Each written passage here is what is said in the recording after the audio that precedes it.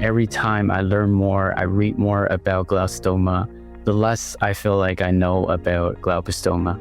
Every time I chat and exchange ideas with GBM researchers in the community, I think it's a collective agreement that we are feeling like we need all to work together addressing the same disease from all different angles. And I feel lucky in this community that everyone is super supportive and we are all trying to build a collective knowledge about this disease to understand it better. And maybe from the new knowledge, we are able to propose some of the new treatment to target it better.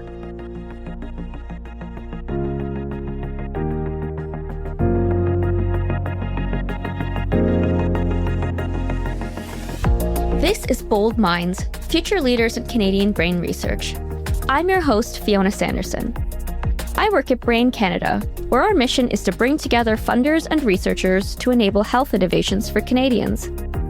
The Future Leaders program is made possible thanks to an anchor gift from the Azrieli Foundation and matched by Brain Canada through the Canada Brain Research Fund.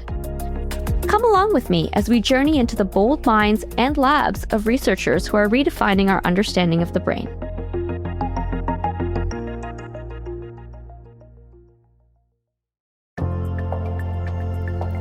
This season of Bold Minds, we've explored some of the many complexities of the brain, from development to aging and the journey in between. Today we're discussing some cutting-edge research on gliomas, including glioblastoma and others. These are the most common malignant brain tumors with the worst prognosis, and they continue to be one of medicine's most stubborn challenges. These tumors are highly variable between patients, diverse within a patient, change over time, evade the immune system, quickly become resistant to frontline therapy, and often recur. Despite decades of efforts, no reliable cure exists today. Join me as we explore the work of 4 innovative researchers using methods and technologies to crack this problem. The science is fascinating, and the need is urgent. So let's get into it. This is Bold Minds. Today I'm joined by I'm Hong Han, Assistant Professor at McMaster University. Dr. Han and team are investigating the fundamental biological processes within glioblastoma cells, how they regulate, interpret, and use their genetic code. The goal is to uncover vulnerabilities in a tumor cell's most fundamental functions that can be targeted by therapeutics. I'm also joined by Hi, I'm Jérôme Fortin. I'm an assistant professor at McGill University. Dr. Fortin and his team study the initiation, progression, and treatment of brain tumors, specifically trying to understand how the most common malignant brain tumors, diffuse gliomas, evolve within a patient over time, and how that evolution shapes whether the tumor is affected by therapy, and how we can develop more effective treatments. And I'm also joined by Louis Gagnon. I'm an assistant professor in the Department of Radiology and Nuclear Medicine at Laval University and a principal investigator at the Cerveau Brain Research Center in Quebec City. Dr. Gagnon and team are working to optimize a neuroimaging technique called diffusion MRI to reliably find and characterize tumor cells that diffuse outward from a tumor mass and infiltrate healthy brain regions, evading surgical removal. The ultimate goal is to improve MRI accuracy for better detection of all tumor cells to improve treatment. And I'm joined by Xian Wang. I'm an assistant professor at Queen's University. Dr. Wang and his team are looking at the mechanics of brain tumor cells, exploring and optimizing the use of tiny bubbles called acoustic microbubble microrobots that can be guided to the tumor using magnets and activated with sound to physically disrupt tumor cells, a method which, if successful, could become a completely new treatment option for glioblastoma. Hong, Jérôme, Louis, Xian, welcome to Bold Minds. Thanks, Fiona. Thank you. Nice to be here. Thanks. So before I came to work at Brain Canada, I actually did many years of brain tumor research myself. So the topic of this episode is particularly close to my heart, and I'm happy to be here with you today to discuss it on the season finale of Bold Minds. So let's get right into it. Hong, Your work dives deep into the cells of brain tumors, deeper still actually, into the nucleus within those cells, where you study how these cancer cells use their DNA. Because beyond gene mutations, there are many levels of regulation that a cell uses to carry out its specific functions. So, can you tell us about what you study and why that's important in brain cancer? Yeah, sure. The glioblastoma is a very complex and dynamic disease. And important cancer questions for the field is to see why does that list of brain cancer always come back following therapies. So my team actually trying to understand the hidden machinery underlying the glioblastoma progression and treatment resistance. And in particular, a pathway we study called alternate splicing. So alternate splicing allows a single genes to generate different mRNA and protein variants through the selective inclusion or exclusions of a different segment we call it exons. Alternate splicing process think similar to the film editing, for example. So you can imagine gene is a very long and a raw film. So it's including different footage. Before the movie is released, editors can edit and also combine different scenes. And some scenes will be kept and some can be removed. And from the same original footage, and the editor can create different versions or flavors of the movie. So cells can do something similar, editing genetics messages to create different outcomes.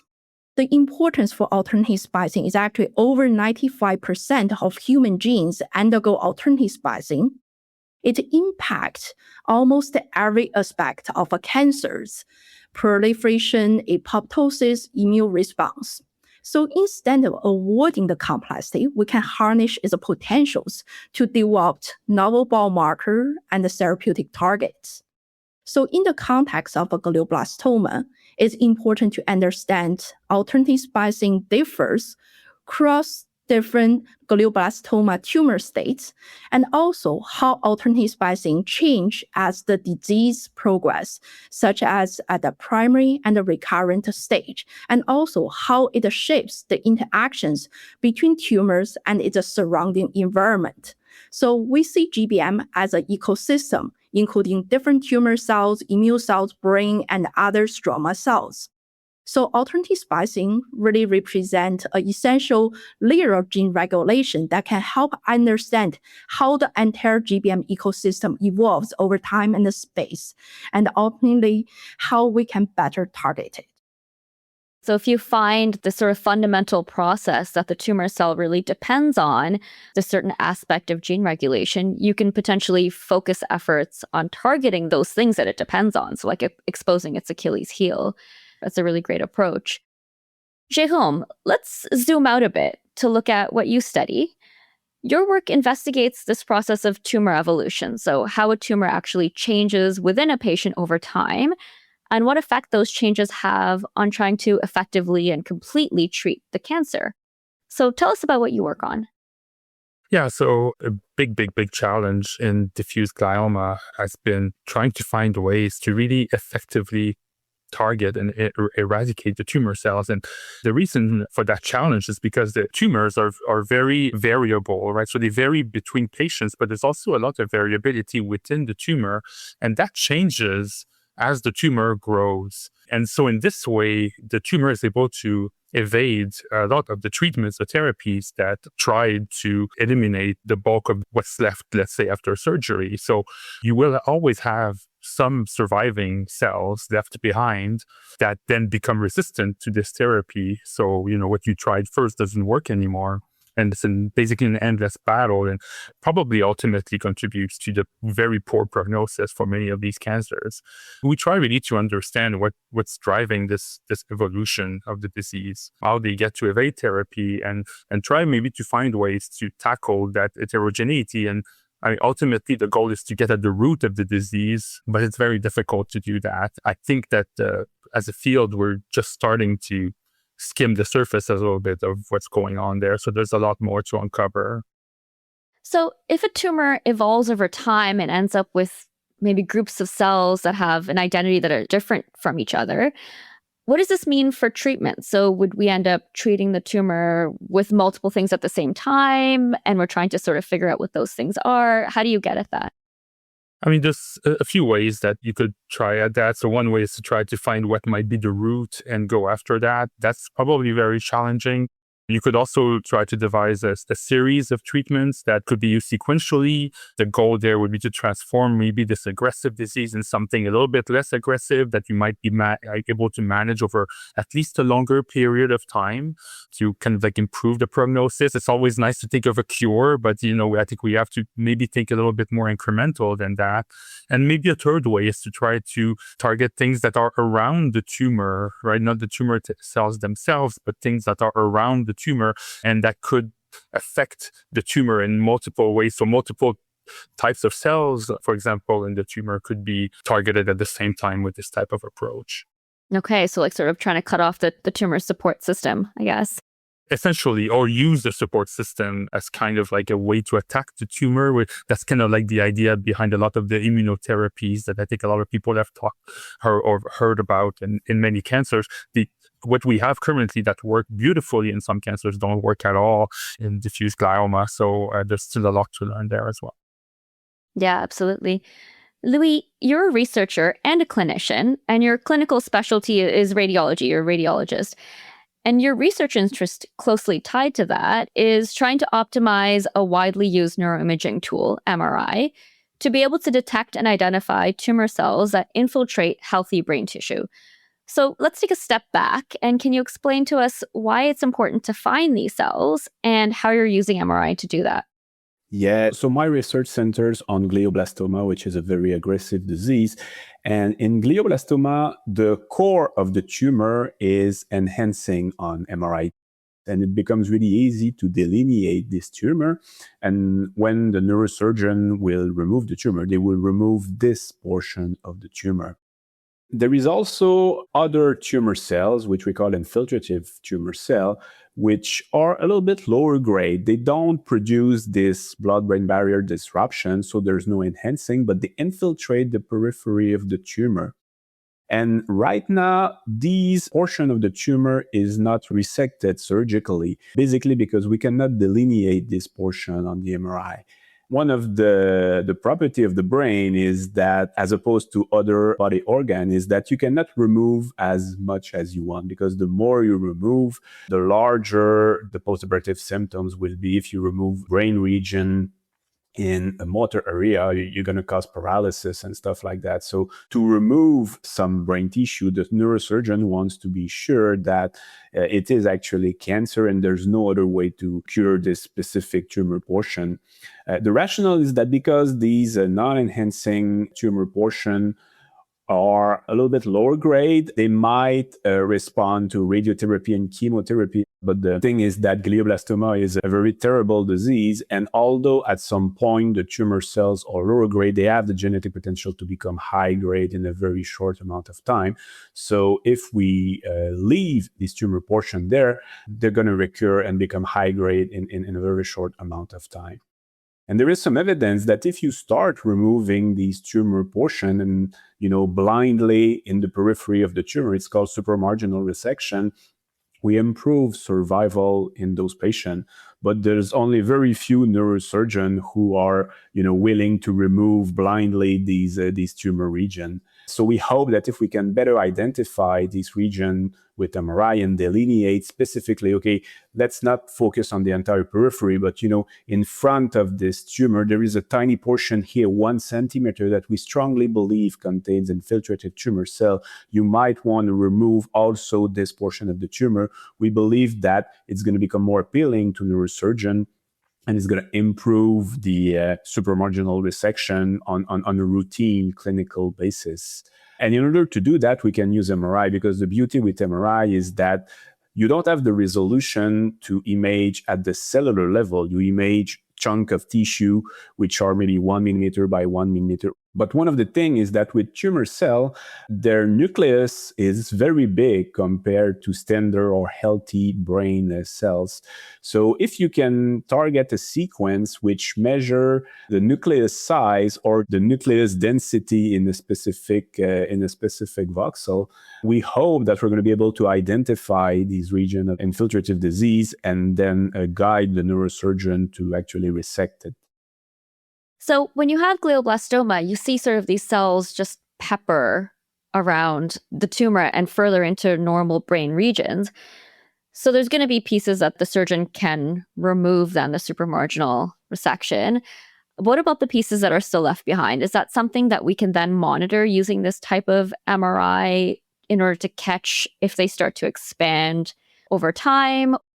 It's a very good question, actually. Of course, if there is a chunk of tissue with multiple infiltrative cells, we have hope that we can detect these. But at some point, it's going to be like individual cells, moving around the entire brain. And the minimal concentration of these cells that we can detect right now, it depends on the strength of the magnet in the scanner. It depends on the amount of time you're willing to image the patient to average and remove the noise. So it's a very good question. And I don't think that the method we are working on will actually allow neurosurgeon to remove all the disease and cure the disease. But the result of supramarginal resection are interesting. So if you can give like 3 to 4 months of additional survival to a patient when the overall survival is about 15 months, then you end up giving 20% more survival time to the patient. So we believe it is significant in this case. But when the disease is really diffuse, I don't think surgery will be the method of choice. It's going to be like what Jerome was saying, like immunotherapy or extensive systemic therapy that will target these specific cells. Yeah, I mean, I think if there's one thing we've learned, it's that there's not going to be one answer to the question, and it's all sort of worth it. We're all getting towards the same end there. Yeah. So Xian, your work really zooms out to look at all the tumor cells in a brain as a sort of problem en masse, and figure out a practical and mechanical way to destroy them using something called dual actuated acoustic microbubble microrobots. So I got to say, microrobots kind of sounds like something out of a sci-fi movie, and I'm intrigued. So can you explain to us, like, what are these microrobots? What are you doing with them? Thank you. We design those micro robots, or in other words, very small scale robots that is safe to be introduced into brain tumor.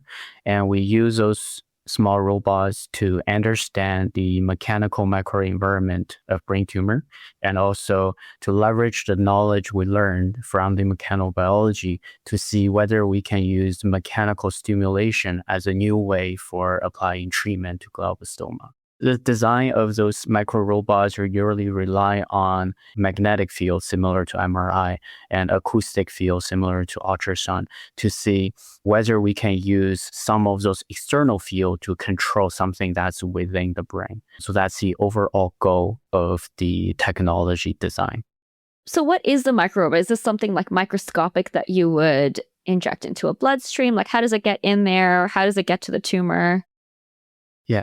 The micro robots are the micro or nanoscaled materials that is controllable by external output. That what we usually used was either optical field, electrical field, magnetic field, acoustic field to control those microscale entities with target position for performing measurement, for applying stimulation, and even for delivering drugs. For getting into their target areas, there are several approaches, and there are quite a few challenges for getting into brain. That is one of the biggest reasons why we chose brain tumor as a target, because it's traditionally known as the hard-to-reach area.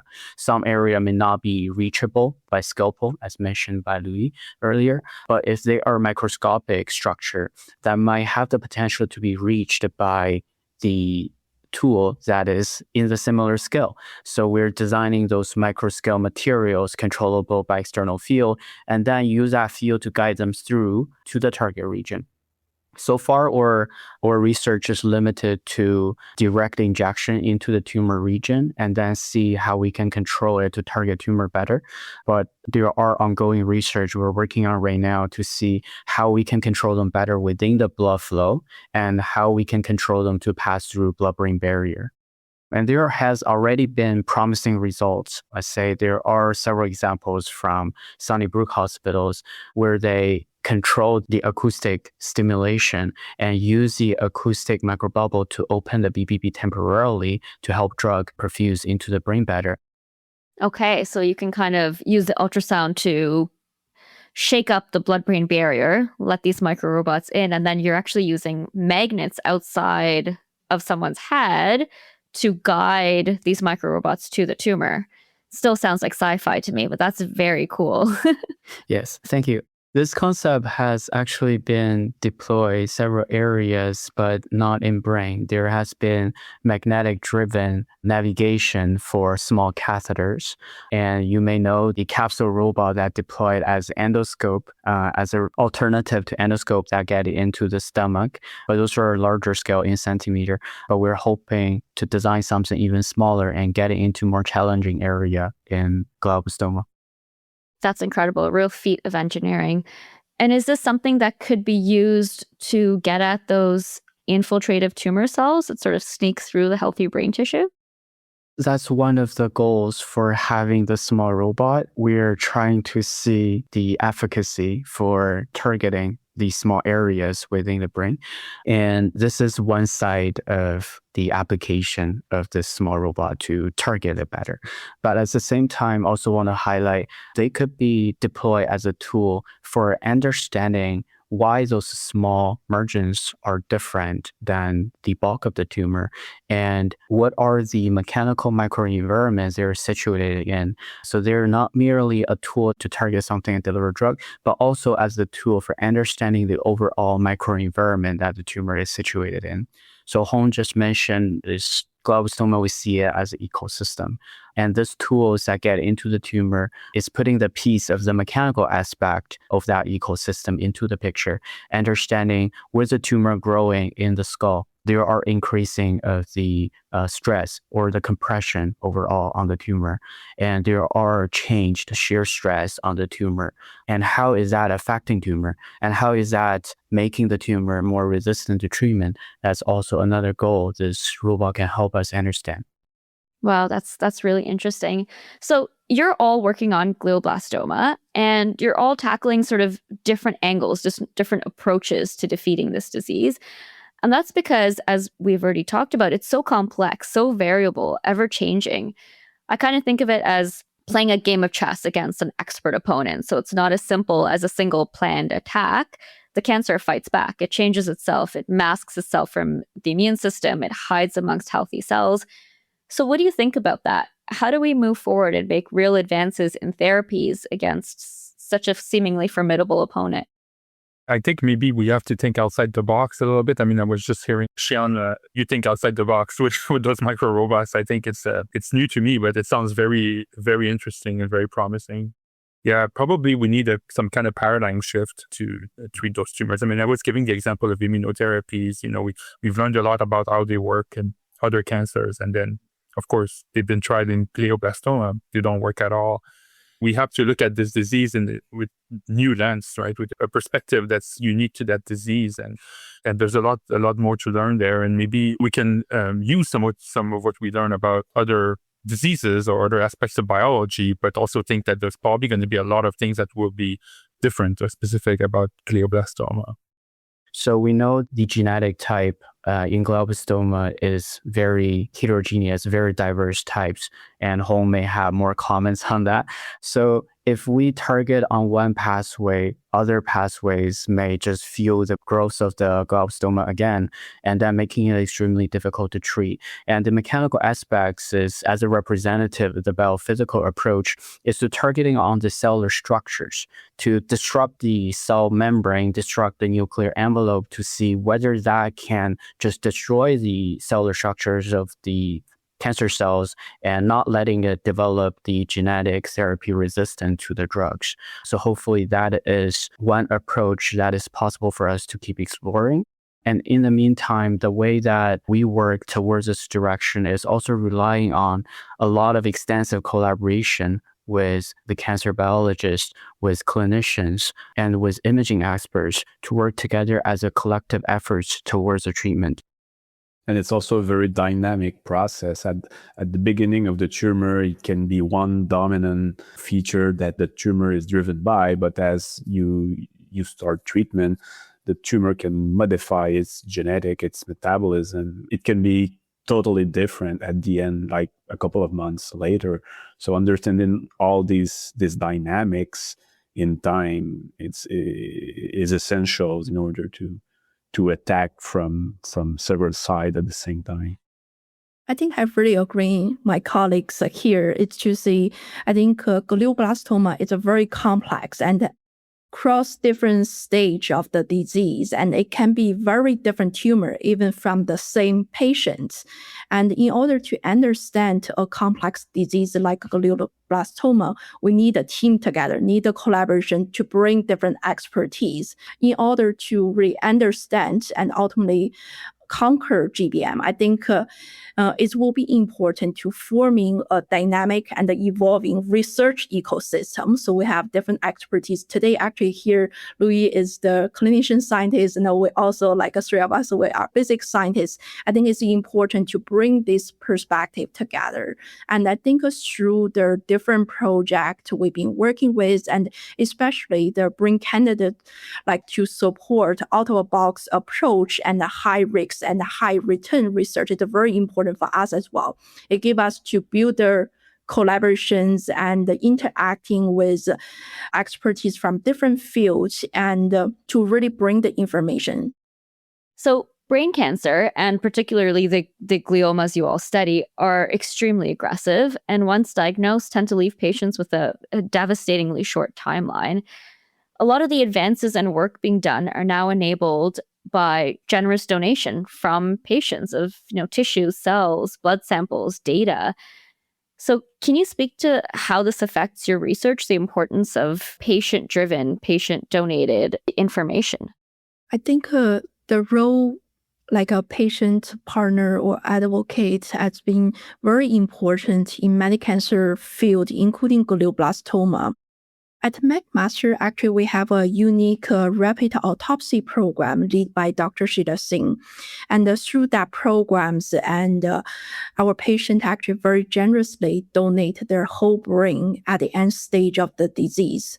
That actually is allow us to really understand different tumor regions and the surrounding brain regions to really understand the progression of the disease and bring hope for other patients and the family.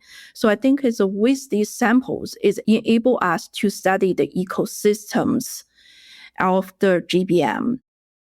That's very interesting. In my field, one of the things that is, very hot at the moment is artificial intelligence. And in order to build artificial intelligence models that are reliable and easily deployable across multiple centers, you need a lot of data in order to train your model. Because if you train your model at a single institution, then when you're going to apply this model you're going to give this model to your colleague at another institution, they're going to try it and say, well, it's not as good as you were mentioning in your paper. So one thing that helps a lot is when patients agree to share their imaging session with the researcher community in order for us to have, larger data set and to share these data set, online, which makes it available for other people from other institutions to combine, patients from multiple institutions and then to train big foundation model using multi-center data. And at that point, the model you train and the tools you are developing are much more easily deployable across multiple institutions. So for us, like when the patients sing the form that all the imaging session can be shared with the researcher community, it's really helpful. And I have to say that most patients that we treat agree to do that because for them it's very important that all the things that they're going through will serve for future patients to be treated more efficiently. So they are very, very generous. Yeah, patient samples is crucial for our research when developing new treatment as well. We want to make sure when we are proposing a new treatment or testing new treatment, it will work for more patients. And having a patient sample coming from a good representation of the big demographics is important for us, especially for glioblastoma, which is known for developing therapy resistant. And also, as Hong and Louis mentioned, their patient sample a lot of times are attached with information on treatment history, on genetic analysis, and all of that will help us better understanding why or why not the treatment works or not work. This is one side of the patient sample, but in the meantime, I also want to mention collaborating with our patient partners is also very important for our research. Thinking about outside of box, but we are trained in the research environment traditionally built towards for brain tumor.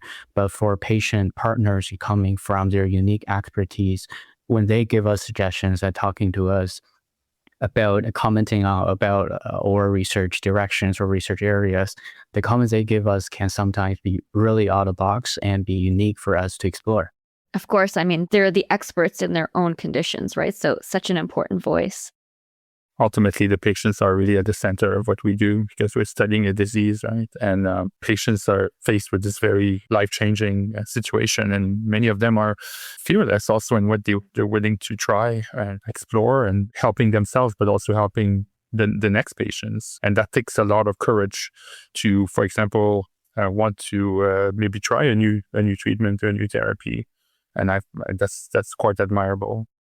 I totally agree with what Jerome was saying. You know, sometimes as researcher, we don't think about all the side effects of or all the pain that they are going through, and especially for glioblastoma, the fraction of patients that will refuse treatment and refuse at least surgery it's not zero, it's significant. So when you think about that, you say, okay, so maybe there's something that I'm not a patient, so I don't feel that, but for them it's a game changer. Like if they have a certain amount of time that they can live, they want to decide what they want to do of this time, and sometimes I think that as a researcher it's hard to get into their feet and feel all the consequences of everything we want to try for good reason to help them. We have to keep this whole patient picture and put the patient at the center of all this research. Absolutely. Thank you, Hong, Jérôme, Xian, and Louis for chatting with me today. Thank you for choosing to study the hard questions. And thank you all for joining us for this season of Bold Minds. Thanks so much, Fiona. Thank you. Thanks for having me. Bold Minds is a Brain Canada production with support from the Azrieli Foundation. Our executive producers are Jillian Donnelly and Kate Shingler. Our lead producer is Jess Schmidt, with editing by Morgane Champret. Thanks for listening. If you enjoyed this episode, we'd appreciate it if you could send it to a friend. If you want to learn more about Brain Canada and our Future Leaders program, please visit our website at braincanada.ca.